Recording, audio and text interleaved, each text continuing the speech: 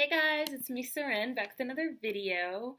This video is going to be on echo chambers, and it's kind of going to be a piggyback off of last week's video about you don't have to eat the shit sandwich.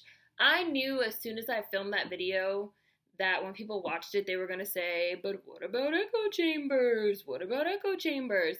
And it's funny because someone actually reblogged that video on Tumblr and left a comment that said, like, I had some like anti-SJW tell me that I was like creating an echo chamber by like not listening to him and like blah, blah, blah, blah, blah. And for anyone that doesn't know, an echo chamber is basically where the same ideas are repeated and amplified and other valid opinions are not heard. I want to put the emphasis on the word valid because a lot of people feel like not listening to bullshit creates an echo chamber. And really, an echo chamber is just when valid ideas and opinions and concepts are not heard. Like, there's a difference between an echo chamber, wherein other kind of more reasonable and valid ideas and concepts and opinions are not heard, and not engaging with ideas and concepts that are obviously false, intellectually dishonest, warped, racist, sexist, homophobic, like I said, outright falsehoods, blatant lies. There's a difference. Not engaging with someone who's telling blatant lies is not the same as creating an echo chamber. But a lot of times people that are, throwing a temper tantrum and stamping their feet and demanding that you fucking listen to their racist bullshit, the first thing they're going to say is, you're creating an echo chamber! You're creating an echo chamber! And it's like, that's not what an echo chamber is. Kind of similar to the people that say, I have a right to free speech. What they really mean is, I want the right to say whatever I want with no consequences, which is totally different from a right to free speech. So someone left a really great comment on my shit sandwich video, actually, saying there's a fine line between pointing out problems that obviously need to be corrected and just engaging with straight up bullshit. And I completely 100% agree. That is a line that people need to learn how to navigate better. There's a difference between actually engaging with trash or actually engaging with, real, legit ideas, And it's interesting because for me, something that I see the most often on my channel is people that are completely ignorant to the issues, yet they still have an opinion. You guys already know I feel like uninformed opinions are shit. Like, I don't understand uninformed opinions. Like, uninformed opinions make no fucking sense to me. Like, you don't know what you're talking about. Like there's certain things that I know. I've done the work. I've done the research on certain things, the study, like I'm not making it up. Like, I've done the work. There are certain things, certain concepts, certain ideas, certain things that I say out of my mouth that I know for a fact that what I'm saying is true, And there are people, like, the school to prison pipeline, for example. I know that it's real, it's true, it exists, it's supported by facts, statistics, numbers. And yet you'll have people that haven't done like 1/10 of the work that I've done. People that have not read, they have not watched a news program, they have not watched a documentary, like they have not done 1/10 of the work. They want to just pull uninformed opinions out of their assholes, out of the fucking sky, and argue with me. And I'm just really like, you're not even on my level to even have this discussion, my nigga. Like, you're ignorant. Like, your logic is ignorant. You're uninformed. You're fundamentally wrong. Arguing with you is pointless and unnecessary because it's just like the equivalent of like arguing with a kid. Like, I don't argue with little kids either. Like 2 and 3-year-old kids. That it's like exactly the same thing as arguing with them. Like, these people that they're wrong. Like, they're fundamentally incorrect. They're wrong, And yet they think they're deserving of a forum to be heard, and that if you don't listen to them, you're creating an echo chamber. Like, I don't have to listen to you call black people niggers and monkeys and animals. I don't have to, right? Like, not everyone deserves to be heard. I'm sorry. And this idea that every single one of your thoughts even needs and deserves to be heard and like pondered on, no matter how ignorant or fundamentally unsound, also just fucking screams privilege to me, Like, it doesn't matter if I haven't read a single study, I haven't done a lick of research, I've made up these opinions based on nothing. Like, you're gonna listen to me. Like, I'm white and you're gonna listen to me, damn it. Or I'm a man and you're gonna listen to me, damn it. And it's just like, No, I'm not. I don't have to.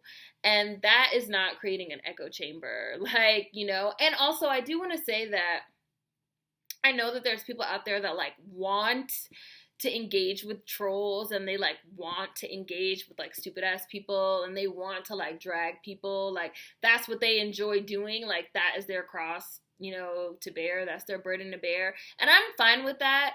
Like if that's, the position you want to play, like getting racists fired and dragging people, like I'm 100% with it. Like I'm part of the getting racists fired fandom. Like you guys already know I'm a fan of people playing their position. So like if that is your position within the movement, play it, whatever, do you. But I don't want anyone out there to feel like they have to engage with these people, they have to troll these people, they have to drag these people, and if they don't, they're creating an echo chamber, because that's just not true, right? Like it takes a certain amount of time and energy and a certain type of person to engage with that type of stuff day in and day out, and they have to really want to do it, and it can be very exhausting, so no one has to do it, and especially if it's taking a toll on your mental health, on your mental well-being, on your physical well-being, like you don't have to, and you're not creating an echo chamber. And people that tell you that you're creating an echo chamber, really stop and think to yourself, like, is this person actually saying something that could be beneficial to my thought process, to my critical thoughts, to my ideas,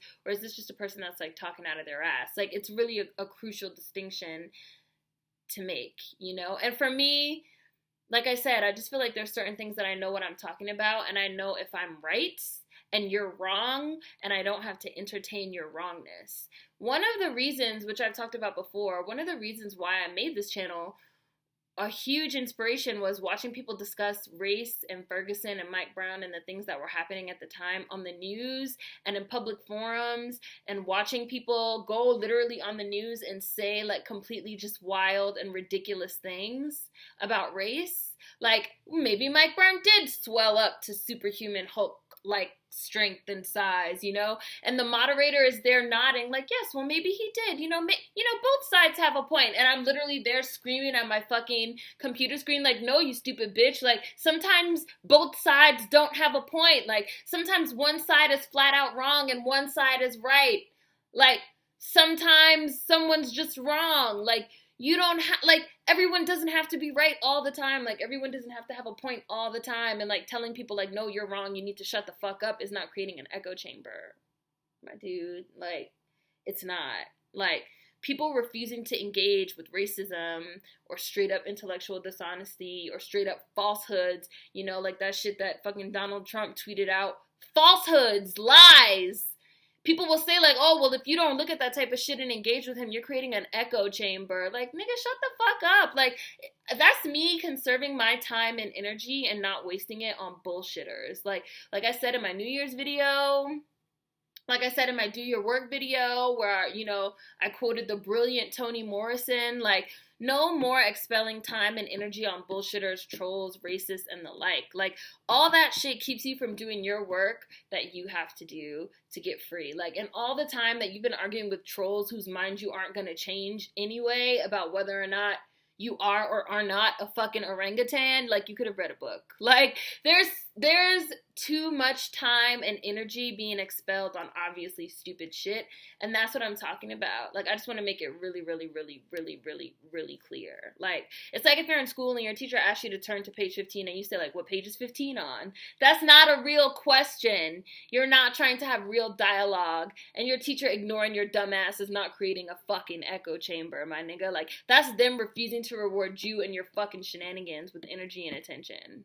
Right? Like, that's what that shit is. And again, like, I also really want to, like, throw out there that even the concept of an echo chamber is really steeped in privilege to me. Like, I see lots of people talking about an echo chamber effect, and I can't help but think, like, it takes a certain amount of privilege to even enjoy an echo chamber, right? Doesn't it? Like I'm black, obviously. Like, I'm a black woman. So, like, primarily voices that speak on blackness are male, and voices that speak on womanhood are white, right? So as a black woman in this country, my entire life, I've been exposed to ideas and opinions on my blackness, on my womanhood in particular, that might not necessarily mirror mine because they're coming from a fundamentally different place.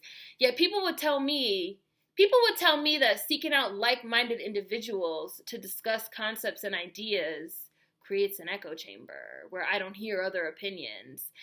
But at no point in my existence am I ever actually in a real echo chamber. Like, I can't go anywhere. Like, honestly, like, I really can't go anywhere and get away from differing opinions, you know, in their entirety.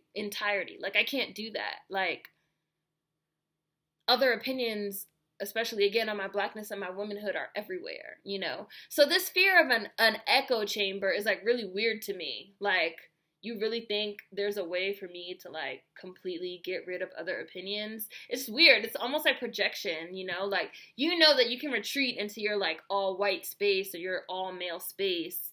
And so you like are projecting that onto me, even though I don't honestly have that privilege. Like, as a marginalized person, how do I even avoid other opinions? Like, other opinions are the norm. And my opinion as the marginalized person is the one that's intruding on their echo chamber, you know, their white supremacist fantasies, their, you know, male dominated fantasies, you know. It's just really interesting.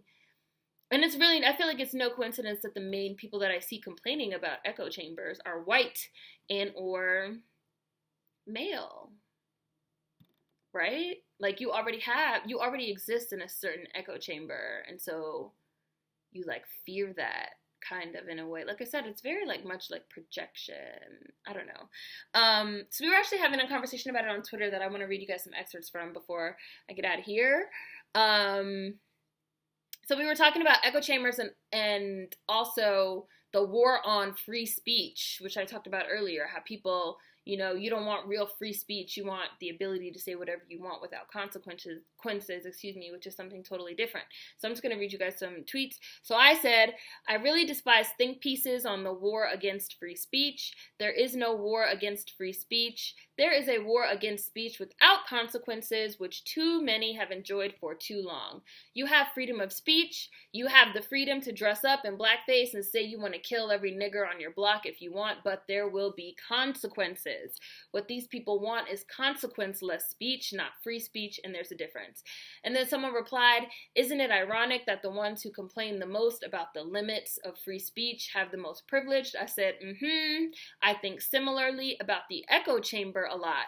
I can't help but feel statements about the echo chamber and the war on free speech are flimsy excuses for the privileged to silence the marginalized and to stop them from coming together and voicing their opinions, which is really how I feel. And somebody else said, it's easier to ignore a plight than to acknowledge and create spaces which serve or validate everyone. Exactly, it's like we're penalized for seeking some sense of commonality that we aren't getting from the mainstream, because privilege is what allows someone to create an echo chamber in the first place. And because of our marginalized position, we have no choice but to hear those other unrelatable opinions. We have to learn how to get along in the mainstream for basic survival. They've never had to, and that's the difference. And that makes all the difference, right? That makes all the difference. Like, we have to kind of get along. We have to kind of internalize all these different ideas and opinions and form our own ideas and opinions and seek out like-minded people very deliberately. They don't have to. So it's almost like that scares people with a lot of privilege. So they like, echo chamber. And it's like, but is it really that? I don't think so. I don't think it's really that. I think you're just scared. I think they're just really scared because that grip that they've had on the mainstream is like finally coming to an end. So you got these people that are like freaking the fuck out. And it's like, freak out, keep freaking out, keep freaking out, keep freaking out. 18 of the 30 people on the 30 under 30 Forbes list were black women this year. Keep freaking out, keep freaking out. Keep on freaking out. Like, you know, the major literary awards of 2015 went to 3 black male authors primarily, you know. Between the World and Me won like everything. Like, keep freaking out, like we're here, like we're finally like getting our shit together and like united and really like waking up like with this movement. So like, be scared. That's all I have to say. So really interesting stuff, really interesting conversation. Let me know what you guys think, of course, in the description box.